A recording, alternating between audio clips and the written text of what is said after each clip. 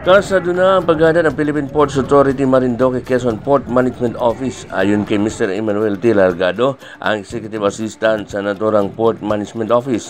Kasado na umano sa darating na mga araw ang gagawin nilang mga pagmi-meeting o pagpupulong prior ang Semana Santa, kasama ang iba't ibang mga government agency tulad ng Maritime at Local PNP, Armed Forces of the Philippines, Coast Guard, City Management Risk and Management Office, kasama na rin ang PDRIM o Provincial Disaster Risk Reduction Management Office, Bureau of Fire Protection, at ang lokal na pamahalaan ng Quezon. Bale po ngayong paparating nating offline biyaheng Semana Santa, magkakaroon po kami ng mga various meetings na para sa paghahanda dito sa darating na Holy Week. Ngayong Wednesday nga po sa March 6 ay magkakaroon kami ng Port Management Advisory Council meeting. Ito po ay yung kasama lahat ng iba't ibang stakeholders sa pier. Kasama na po yung Marina, Coast Guard, PNP Maritime, PNP Local, Shipping Lines, yung BFP, tsaka po Lucena City Disaster Risk Reduction Management Office. Kasama na rin po ang PDRIM, ang provincial. Dahil dito po sa amin, sa PPA, sa sobrang dami po ng volume ng pasaherong darating ay hindi namin kakayanin alone. Kaya nangangailangan po kami ng suporta galing sa ibang ahensya, katulad nga po ng mga nabanggit namin sa Coast Guard.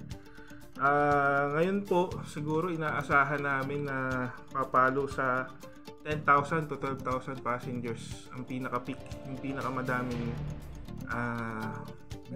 dadaan dito sa Port of Lucena. Papunta ng Romblon, Masbate at Marinduque.